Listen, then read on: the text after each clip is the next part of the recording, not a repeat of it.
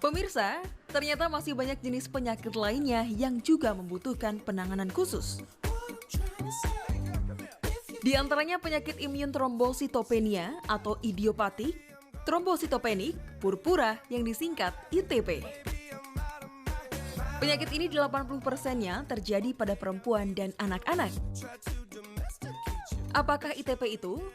ITP atau trombositopenia autoimun adalah gangguan perdarahan langka yang ditandai dengan jumlah rendah trombosit dalam darah. Oh, itu adalah kelainan darah. Kelainan darah ya, karena dia tidak bisa membentuk trombosit.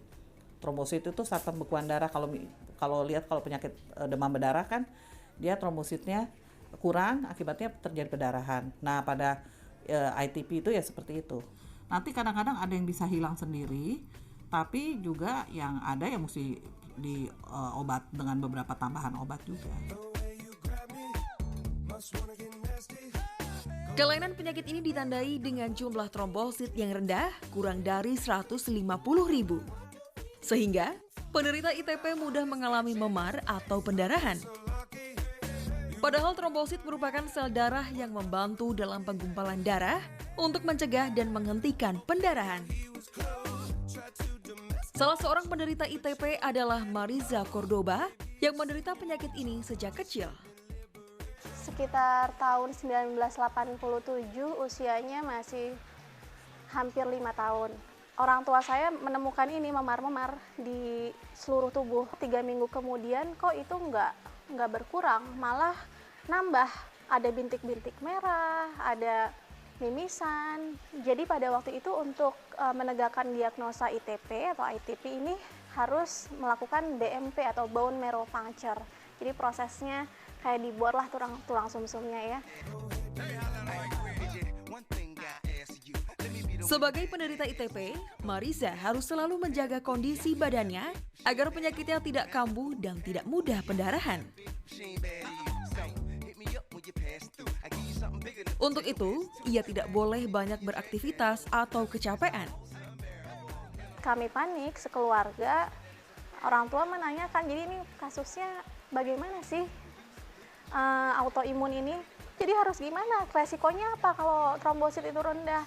Ya jadi rentan perdarahan. Dan yang sudah terjadi itu bisa juga ada perdarahan internal. Yang paling dikhawatirkan adalah perdarahan di otak. Setelah 25 tahun saya bergumul dengan obat-obatan.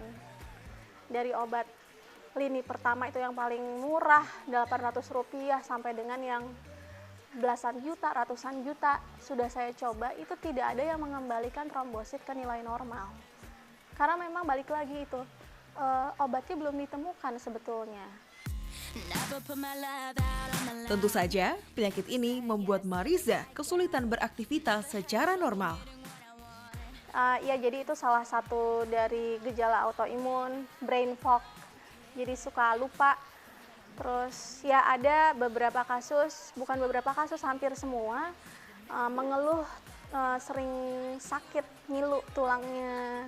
Terus kemudian rambut rontok, moon face, karena steroid ya, efek steroid. Dan kebetulan pada waktu itu juga saya mengalami perdarahan internal yang mengakibatkan saya koma. Di situ saya berpikir, saya masih punya anak kecil yang masih berusia 3 tahun yang pastinya dia sangat membutuhkan saya. Jadi itu yang menjadi penyemangat saya. 25 tahun Mariza tergantung pada obat-obatan. Meski tidak dapat disembuhkan total, ternyata ITP dapat disiasati. Akhirnya juga mengerem semua aktivitas. Jadi saya belajar mengenali diri saya. Ini saya memar kalau udah aktivitas berapa lama sih? Nah, jadi saya analisa detail sekali. Sebenarnya ini bisa diantisipasi semua perdarahan itu dan saya nggak perlu memaksakan diri untuk punya jam aktif yang sama dengan yang lain. Akhirnya betul-betul saya atur.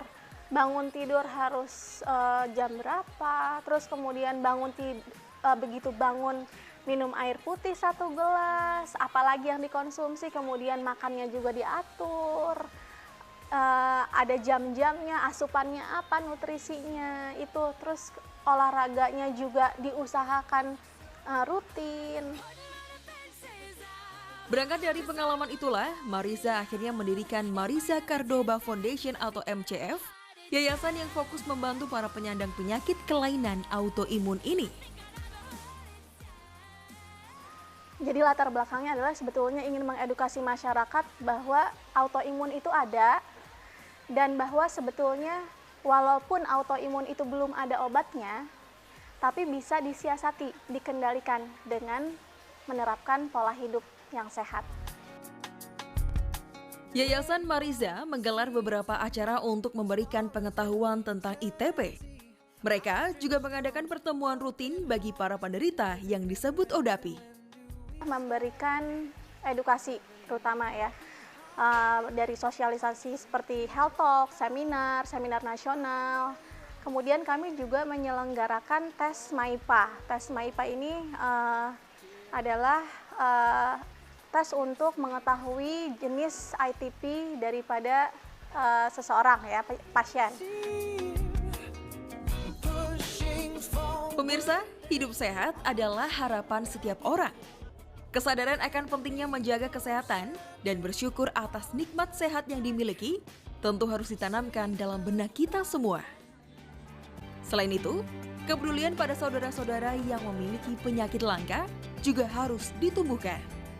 Karena mereka butuh bantuan dan dukungan semangat dari orang-orang di sekitarnya. Sekian liputan Ayo Cari Tahu kali ini. Sampai jumpa di liputan menarik berikutnya. Ayo cari tahu, karena sebaiknya Anda tahu.